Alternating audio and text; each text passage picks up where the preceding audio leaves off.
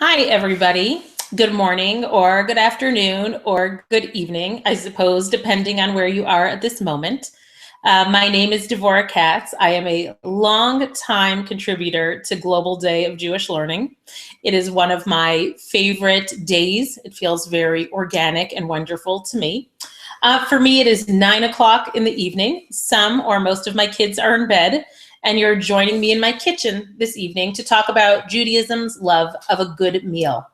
What could be bad about that? I will not be providing free samples, so I suppose that's one deterrent, but that's okay. I think there are perhaps two great narratives moving throughout Jewish history, Jewish culture, and lore. I think that there are ritualistic acts that are often historically more connected to the male world. Often we'll see they're very clearly defined. When do we blow a shofar? How long does a blast need to be for? How do we build a sukkah? What are the specifications? How long do we sit in it? What does it need to look like? So we have that element. So Jewish ritual often is connected historically, traditionally, to the male world. Yet I think that there is an entirely second narrative that overlaps or that runs along with the first narrative. And that's the narrative of the Jewish kitchen, where I'm sitting today. And that's a narrative where there are recipes that are traditionally passed down from grandmother to daughter to granddaughter. And these recipes, the recipes are informed by the history of each individual family. The potato knishes from Germany, or the latkes from Poland, or the kibbeh from Iraq. The list really goes on and on and on. And our journey as a nation and as families and as a community are also defined by the foods that we prepare and the meals that we eat together. And I think probably because of that, it always struck me as odd, this panic that hits as Thanksgiving approaches. For weeks leading up to the holiday, magazines focus on the perfect recipes. Morning shows devote hours on centerpieces, seating plans, or what to do with an unruly uncle. There is strategy going into the planning and execution of the holiday. But I always felt that I had attended a prestigious Thanksgiving boot camp. It was called Making Shabbat, or cooking for Rosh Hashanah, or Passover. For as long as I can remember, I was set up to prepare 2 large meals a week, whether either we hosted or were hosted, and they were filled with rich and diverse foods. What to me was Thanksgiving beyond a Jewish holiday dinner that I had prepared hundreds of times before. Now you can feel free to disagree with me because I'm a Canadian and who lives in Israel, so my knowledge of Thanksgiving may be totally off. But I will say that Thanksgiving does provide this very nice example of mixing traditions, the Jewish world, the Jewish community, into the modern world, the world that we live in today. So most Jewish families will incorporate a Thanksgiving dinner on Thursday night when it's supposed to be, right, Thursday night? But for me, in Israel, what we do is a little bit different. We're going to take a tradition, be it a tradition from the American world or the Jewish world, and we're going to sort of change it up a bit. So we have Thanksgiving dinner here on Friday night. I special order my turkey at my butcher here in Israel. I have my American relatives over for Shabbat, and that's somehow a synthesis of those two worlds. Now, the Talmud, and I would point out that I think that the source sheet is available if you're interested. By no means do you need the source sheet, but if you are interested, there's a PDF available. And our first source is actually in the Talmud. It's in the Tractate of Shabbat, page 127a. And that source offers me some validation in what I'm thinking and some solace. What does it tell me? It says, great is hospitality, greater even than early attendance at the house of study or than receiving the divine presence. What is even better than the house of study or receiving the divine presence? This is an amazing thing. The Talmud tells me, you know what it is? It's hospitality. The best thing that you can offer up, they're telling me, the Holy of Holies, sitting and studying Torah or studying Jewish law, that seems very nice. Or receiving the divine presence, getting inspired by the Lord, that's nice too. But the Talmud is telling me all those things might be great, but you know what's better? Being hospitable. The art of making people feel welcome, making people feel at home, and the art, and I truly believe it is an art, of making a truly fantastic meal. It certainly helps to begin this conversation with a brief mention of this past week's Torah reading, Parshat Vayera. I believe, in fact, that we are looking at the Bible's first dinner party. Just yesterday, we read that Abraham was sitting in his tent, and he looked up and he saw 3 men approaching. He runs out to meet them, offering them hospitality, offering them water to wash their feet and a place to relax. But then he begins the trend that has come to define us for centuries. Stay for dinner, he says. And the narrative unfolds that while Sarah, his wife, pulls together cakes, ugiot, Abraham takes responsibility for the proteins, running to get some cattle to serve. The verses in Genesis, it's Genesis 18, verses 3 through 8, tell us this. Abraham turns to these men who have appeared. It's actually right after Abraham got his bris, so he is understandably not feeling wonderful. Yet he runs out to greet them, and he says to them, "My lords, if only I have found favor in your eyes, please do not pass on from beside your servant. Please let a little water be taken, bathe your feet, recline under the tree. And I will take a morsel of bread and sustain your hearts. Afterwards, you can continue on. You shall pass on, because you've passed by your servant." And they say, "All right, what shall you do? So shall you do as you have spoken." Abraham hastens to the tent and he says, "Quick, 3 se'ah of meal and fine flour, knead and make cakes." And then to the cattle Abraham runs. He took a calf, tender and good, and he gives it to the youth, and he hastened to prepare it. He took cream and milk and the calf that he had prepared, a whole nother question about the kosher status, totally fine, and he placed them before his company, and he was standing over them under the tree, and they ate. This, in fact, is a message that has been transmitted for generations. Open your homes, feed the people, rejoice in the company of others. But I need to say that this small story, it speaks to me in other ways as well. I very much enjoy watching the partnership in making a meal. It isn't that Abraham demands full service from his wife, which is something that we would sort of expect in a patriarchal society, where he sort of opens the door and shouts out to his wife, "You go prepare things, I'm gonna hang out here with the guys." But rather, there is a division of labor that seems oddly refreshing. It is also the division of labor in my home. Having been a vegetarian at the start of our marriage, even though that has long since passed, my husband was always responsible for preparing the meats, while I worked on the side dishes, the salads, the desserts, and it worked for us. Who knew that I was just taking a page out of a biblical playbook? And our relationship with food doesn't end there, but rather it continues throughout the Bible. And sometimes it is more pedantic when we look at the laws, perhaps, of kashrut that break it down for us, what we can and can't eat and how we do that. But more than that, we get to see other times, other stories that have significant meals. Let me backtrack for 1 second and point out the story of Abraham and Sarah and this meal, it isn't the main focal point of the chapter. This chapter goes on to be chock full, even this whole Torah portion is chock full of narrative. There's so much going on. Sarah is promised a child. She has a child. There's so much happening that this is really a small little story. It's a little story about a meal. But what's so exciting about it is the lessons that it teaches. Even in a small and insignificant way, the lessons that are being taught here are lessons of how to approach hosting.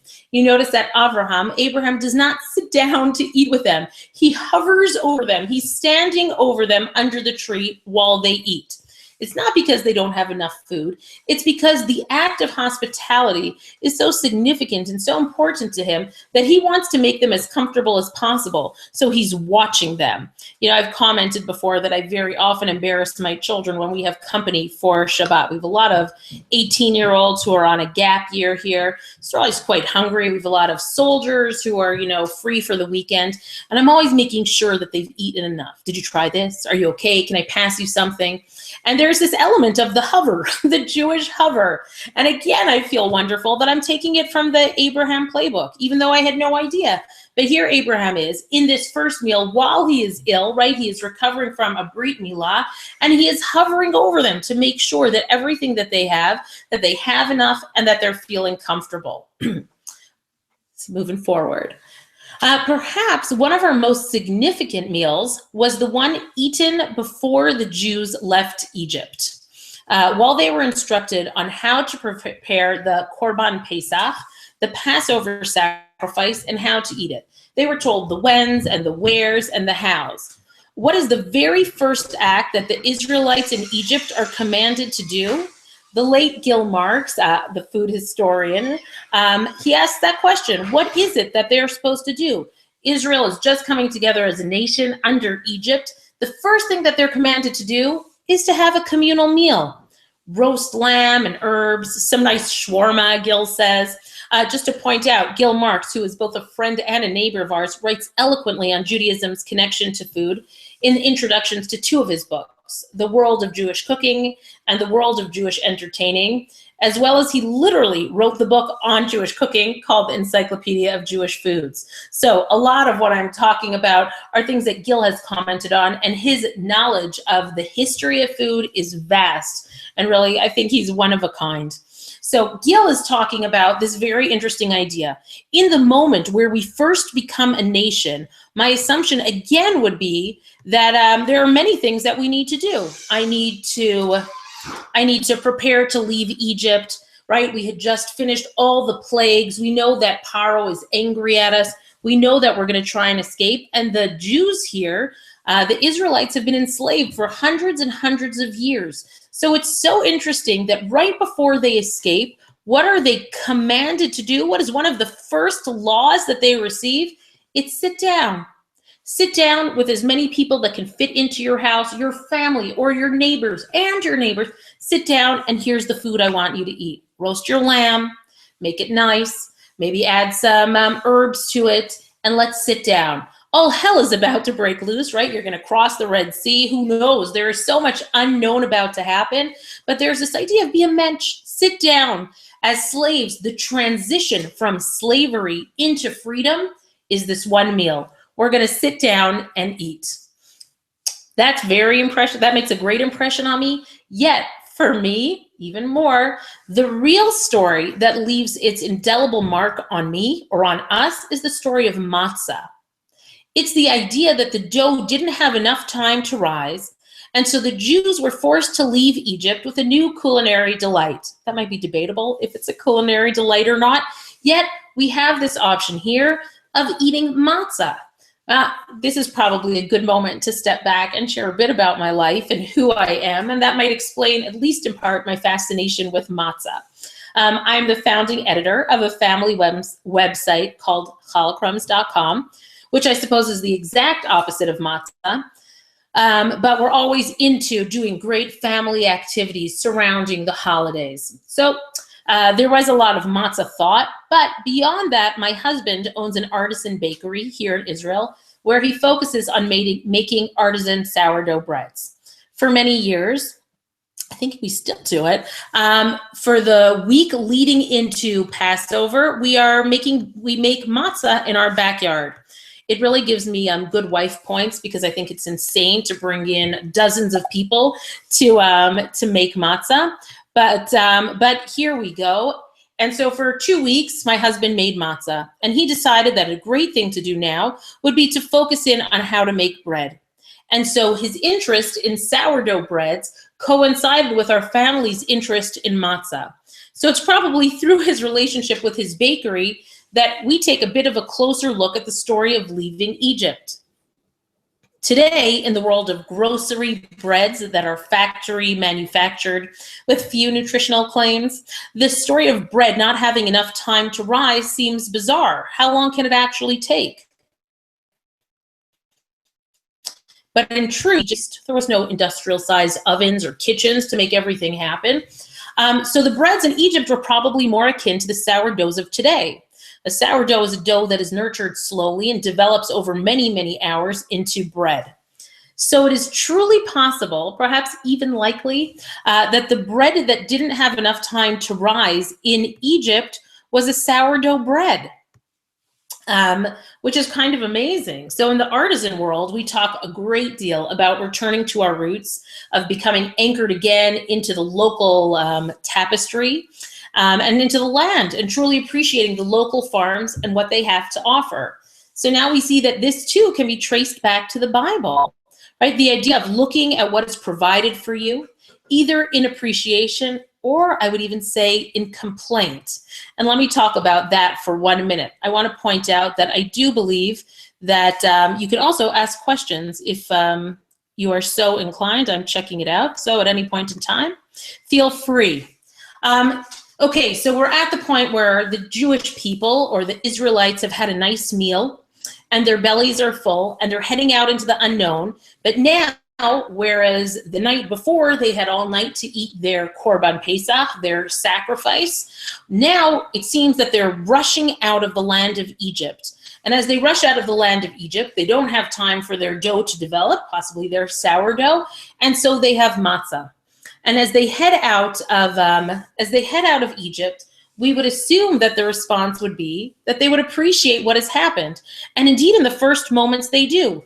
We see that Moses gives this great poem, this great song, and his sister Miriam leads the women in song and dance, all of them having their tambourines. It has always struck me as interesting that all women, as they escaped from Egypt, had tambourines, and that they decided to dance all together. Yet, I guess, they hope for the best. They pack their tambourines as they're leaving Egypt, and off they go to sing and rejoice in their freedom.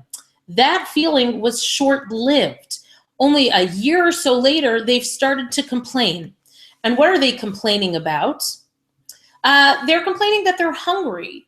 Now, it seems crazy. I would expect this modicum of gratitude. After all, they've been enslaved for hundreds of years, and their exit from Egypt was bombastic. It's what every film should look like, right? The major scenes. We have miracles, we have plagues, we have the splitting of the sea, we're racing to freedom. Charlton Heston plays Moses, meaning what could be bad here? This seems to be very, very exciting.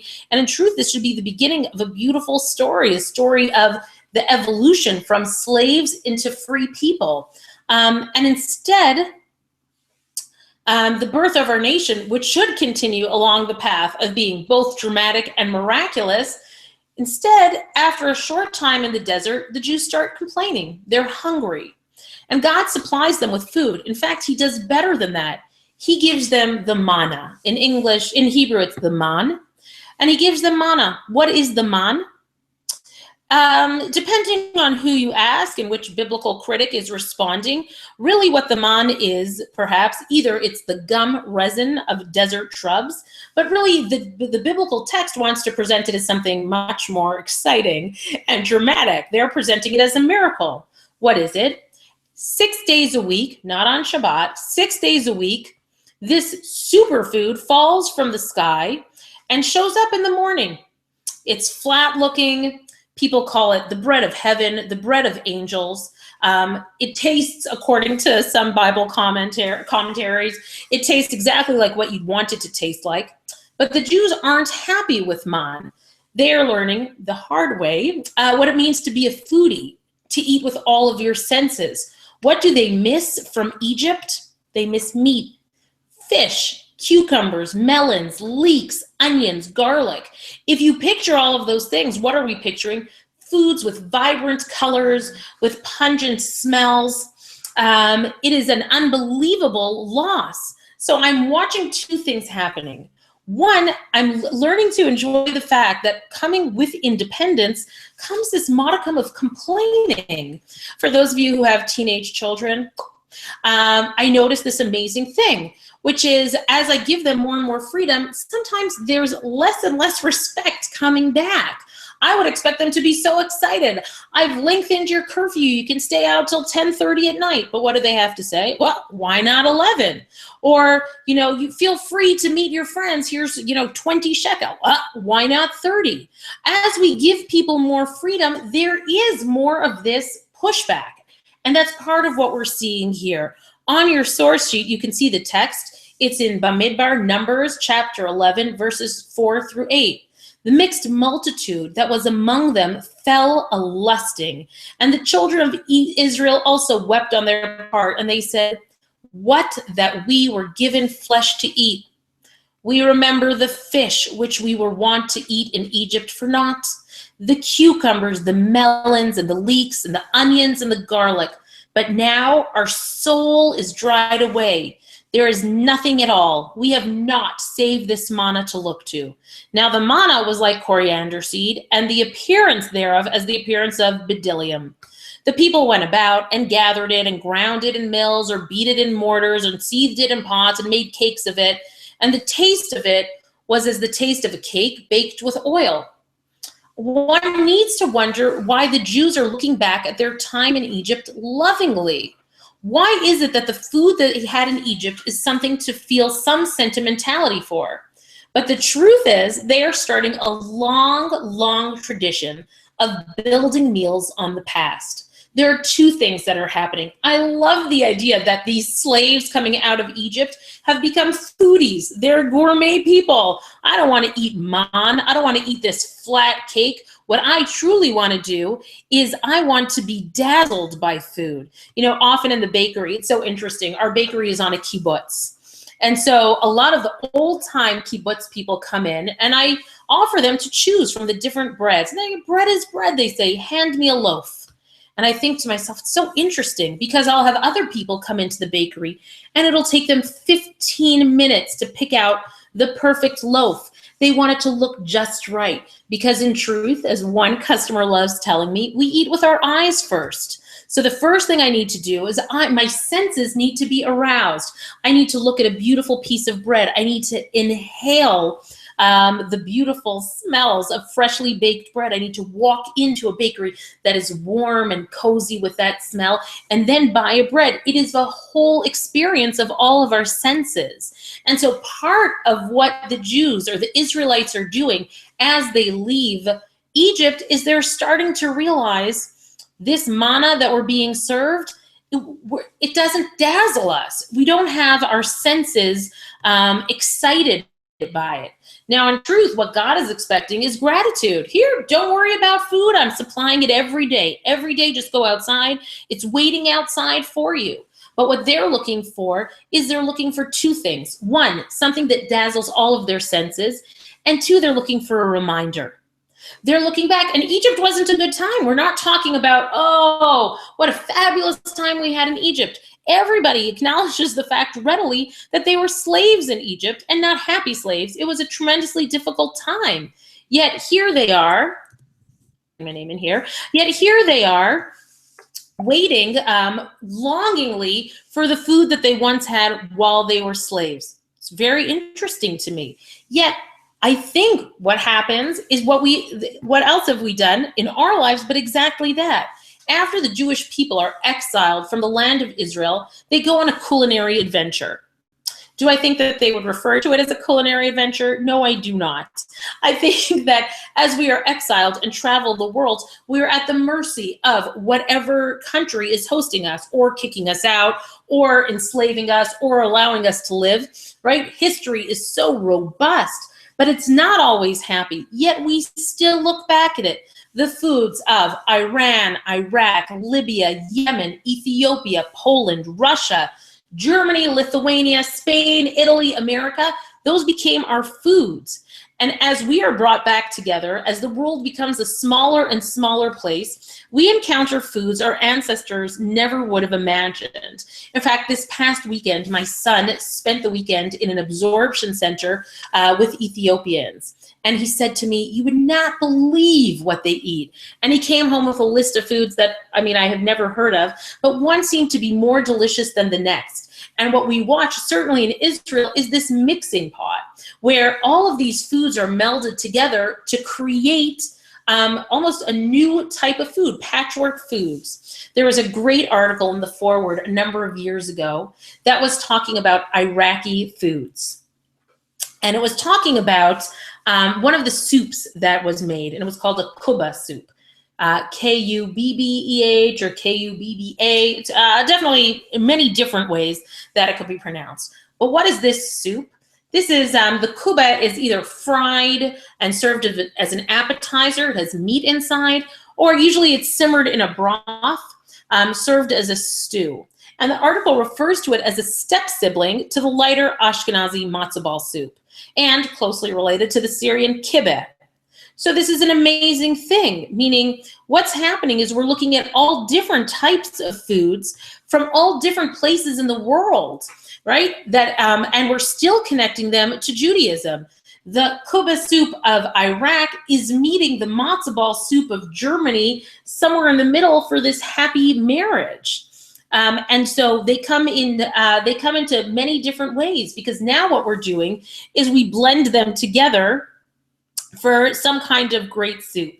Something that Claudia Rodin wrote about in the Book of Jewish Food.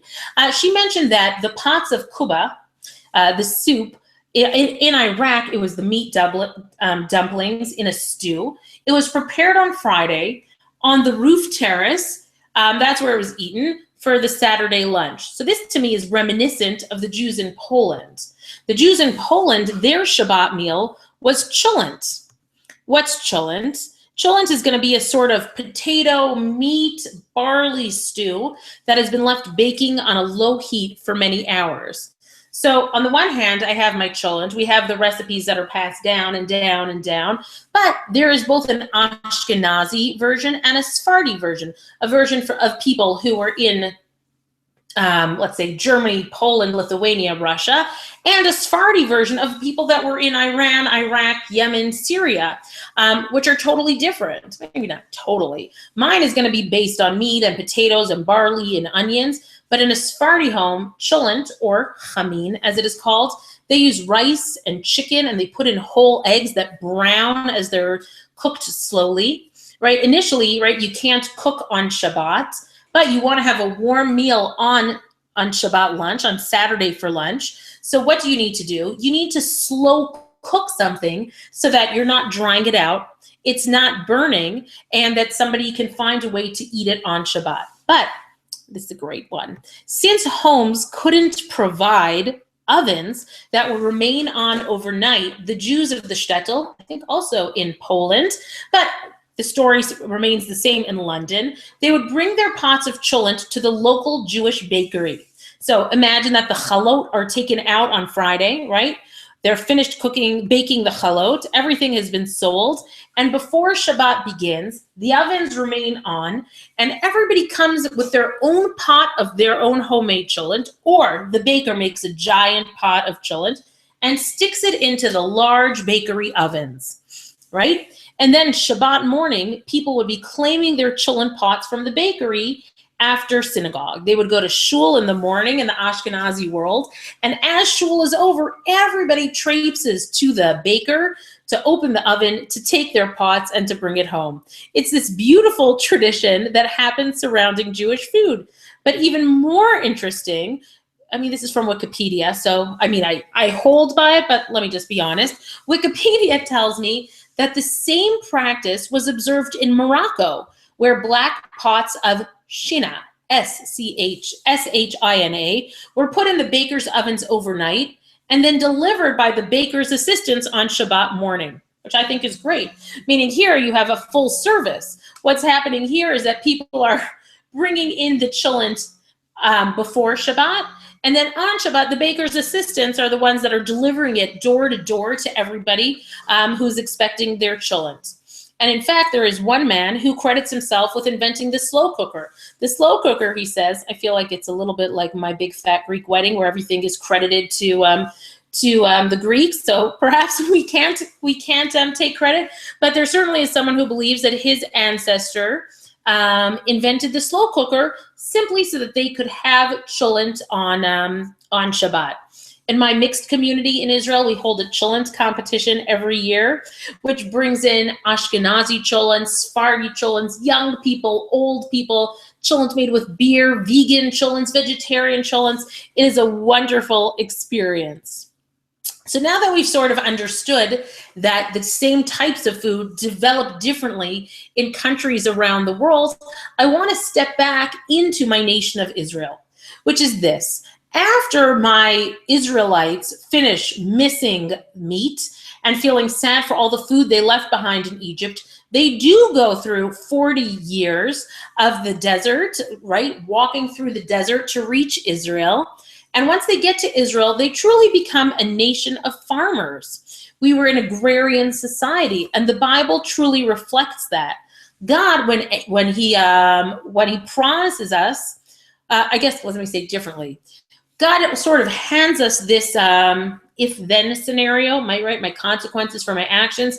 If you are good, he tells us, you know what?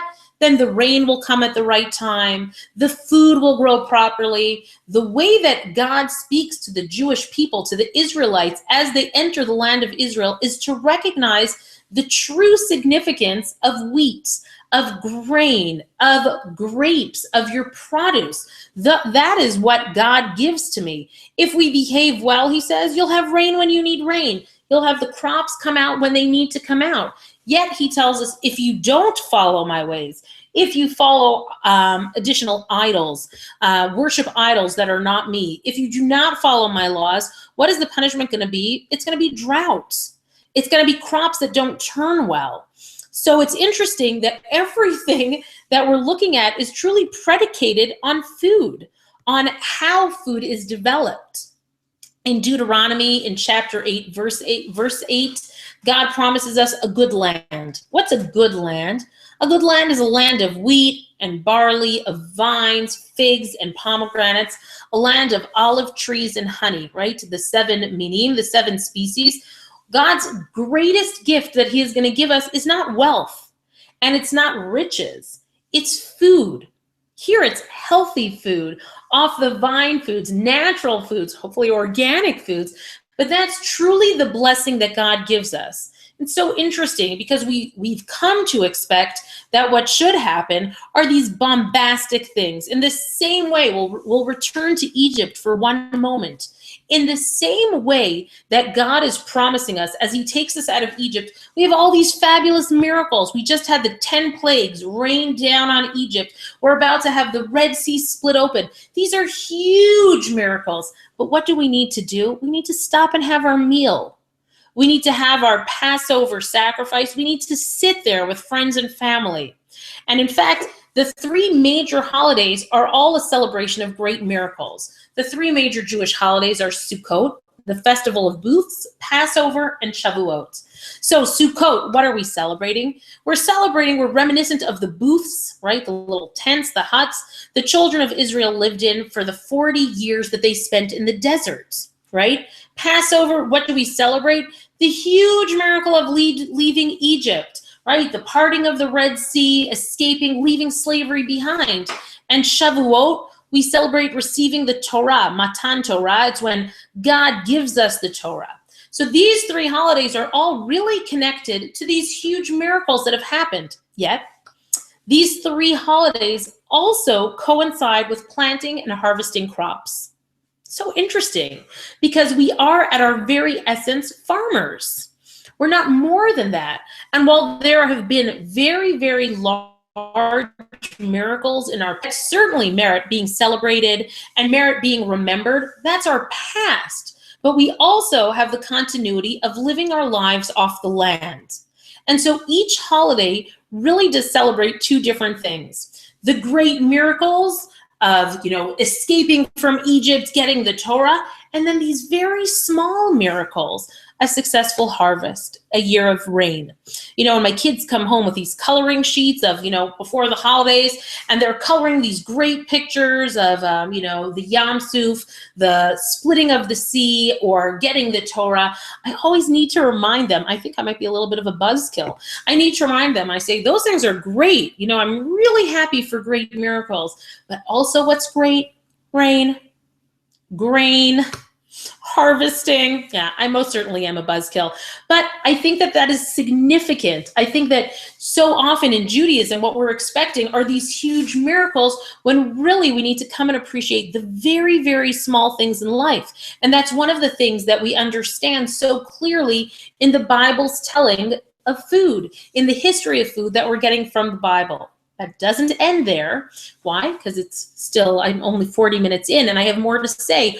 Our relationship to food doesn't end there. So far, we've covered the big miracles and the small miracles of harvest, and we've covered what a small, intimate meal is and what it means to be hospitable. But we also are going to add to food this ideology of philanthropy, of social justice, and of giving. It's a great thing to add. When we plow our fields, we are instructed to leave the corners of the fields untouched so that the poor can come and collect the food. When we're harvesting a field, if sheaves of wheat are dropped, again, we're instructed to leave them for the poor. We tithe our produce. We leave our land alone every 7 years to replenish its nutrients. Leviticus, it's on the source sheet, chapter 19, verses 9 to 11, talk to us directly about these two laws, peah, which are the corners of your field, and shechicha, if you've forgotten something or if it has fallen. And what does it say? It says, when you reap the harvest of your land, you shall not reap all the way to the corner of your field, or gather the gleanings of your harvest. You shall not pick your vineyards bare, or gather the fallen fruit of your vineyard. You shall leave them for the poor and the stranger. I am the Lord your God. This is a fabulous way to look at harvesting. Not only when I harvest am I responsible to myself and to my family, but I'm responsible for the greater good. I'm responsible for the bigger picture. Not only am I an individual, but I'm an individual who is part of a community, who is part of a nation. So lechatchila, primarily, to begin with, when I harvest my land, I am leaving part of it on the side, no matter what. Those corners, I'm not harvesting them in case somebody else is hungry, in case somebody else wants to eat. Not only is it the poor, it is also the stranger, right? We'll reach back to that in a minute. But here are two examples of ways that we are treating people with food. We want to make sure that they have what to eat. The Sifri, a commentator, speaks on Parshat Re'eh, and he says this, to one for whom bread is suitable, give him bread. To the one who needs dough, give dough. To one for whom money is required, give money. To one for whom it is fitting to put food in that one's mouth, put it in. We want to make sure that there is no hunger. We want to make sure that everyone is fed. And returning right back to our Passover meal is what we say every single year in the Haggadah. Sorry for a second. We talk about lechem oni. We say this is the bread of affliction, right? Our matzah, which our fathers ate in the land of Egypt. All who are hungry, come and eat. All who are in need, come and partake in the Passover offering. Now we are here. Next year we will be in the land of Israel. Now we are here. Next year we will be free. This has become a mantra of sorts to us, right? This is something that's said every single year in the Passover Haggadah. Anybody who is in need, we're responsible for you. We're taking that responsibility to feed you. So now what we've sort of looked at is our celebrations in holidays, our jobs as Jewish farmers from the start, what our first meals looked like, either Abraham and Sarah's first meal with the 3 men who came by, or our first meal as a nation before we left Egypt. But I want to say that beyond the yearly calendar, there's also the life cycle. And food figures in prominently there. So many of our rituals are connected to food. The birth of a boy, his bris, we're eating food. The Shalom Zachar, right? The first Friday night after a boy is born, we're throwing a small party. I'll tell you a wonderful story. My son was born a preemie, week 27 preemie, and he was born on a Friday. And he was transferred to one hospital, and I was in another hospital, and my husband was walking back from one hospital to the other hospital. And somebody who was also in the NICU says, you had a boy, you need to have a Shalom Zachar. Now, we're completely distraught. We have this tiny week 27 baby who is, 12 and a half now. But at the time we had this week 27 baby, we had no idea what was going to happen. There were no guarantees. Yep, but you have to have that Shalom Zachar. And this ritual is so ingrained in society that David went to a stranger's house because that's what's done. In modern times, happily, we have a simchat bat, or some kind of ceremony when a girl is born. We have a su'udat mitzvah, right? We have a meal for a bar mitzvah or for a bat mitzvah. We have it for weddings. We have it in a shiva house. So really, it isn't only on Shabbat that we're putting out a spread. Really, any sort of life cycle event is accompanied by food. That's really what we're talking about. There is rarely a moment that we are not preparing for something. So I have all of my rituals, and I would like to point out that each of those rituals, depending again on what country you're from, what origin, where your ancestors are from, there's a menu list for that. Whether it's chickpeas at a shalom zachar, or it's bagels at a bris, or it's eggs at a shiva house. There are so many things, and there's so many ritualized things that are connected. Let me say one more thing about that, which is so interesting to me, which is at the start of this class, we talked a little bit about this idea that ritual felt very ensconced traditionally in the male world, that there was so much ritual that was done that men sort of took control over, at least in our history. Yet women really had control over this domain called the kitchen.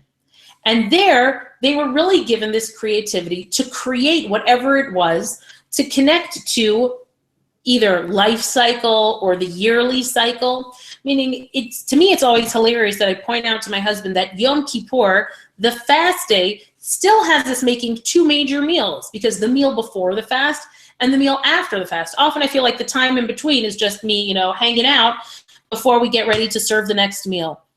So everything seems to be, certainly Yom Kippur seems to be bracketed by, bookended by these two meals. Yet, even in our holidays, we're finding great traditions, right? We have fried foods on Hanukkah. For those of you who live in Israel or have visited recently, the phenomenon of the sufganiyah, of the donut, is outrageous. Meaning, starting from actually the start of this past month, the bakeries are putting out donuts that would put Krispy Kreme and Dunkin' Donuts to shame. They are works of art. I can't even describe them. Yet we know, right? Our oily treats on Hanukkah have already started now. I guess we can talk about the commercialization of Jewish foods. But we have our donuts, and we have our latkes, our fried potatoes on Hanukkah. We have our hamantashen, our triangle-shaped cookies, filled cookies on Purim, cheesecake on Shavuot, a whole host of food on Passover, challah on Shabbat. So in that, we have a wide berth. We have a lot of space to play around with the foods and create new foods. And certainly now, we borrow liberally from one another. It isn't unusual, instead of making gefilte fish in my house for Shabbat lunch, I will make Moroccan spicy fish, because we take from one another. There's so much creativity that's allowed to have. Okay, I'm going to end with a personal story from my own personal history. If you have questions, feel free to toss them out now as I say this story. Here's the story. When my grandfather, Abe Demetsky, was drafted to World War II, he and my grandmother decided to get married on a week's notice. This is one of the great stories in my family lore. We tell it all the time. They decided to get married on a week's notice. They didn't have time to send out invitations. They made so many phone calls that the Bell company, the phone company, called my great-grandfather to find out what was going on, why they were making so many calls. Yet they were insistent they were going to get married. And as they say, it takes a village, or at the very least, it takes all of Williamsburg to pull off a wedding. And my grandparents got married on the 6th night of Hanukkah. The wedding was so rushed. There were so many people to see, and there were so many goodbyes to say, because he was getting drafted and she was going to be a camp follower. My grandmother was going to follow him throughout the United States, throughout his training. There was so much going on, and the hustle and bustle of their wedding, they did not eat, and they were starving. So where do you go when it's 1940 something, and you're in the Lower East Side after your wedding and you haven't eaten? You go to Katz's Delicatessen, which is still there today. The shutters are being lowered as they get there. The deli is closed when my grandparents show up, and they bang on the door until the owner shouts, "Go away, we're closed." And my grandparents say, "Well, we just got married tonight and we didn't eat and we're starving." So what does the owner of Katz's do? He does what has been done for generations and what we will continue to do for generations. He opens the door, he invites them in, and he feeds them because that is just who we are. Thank you all very much. It has been a pleasure. Enjoy the rest of Global Day. I'm done. Have a wonderful day. Thank you all. If you have any questions, I'm here for the next minute or two.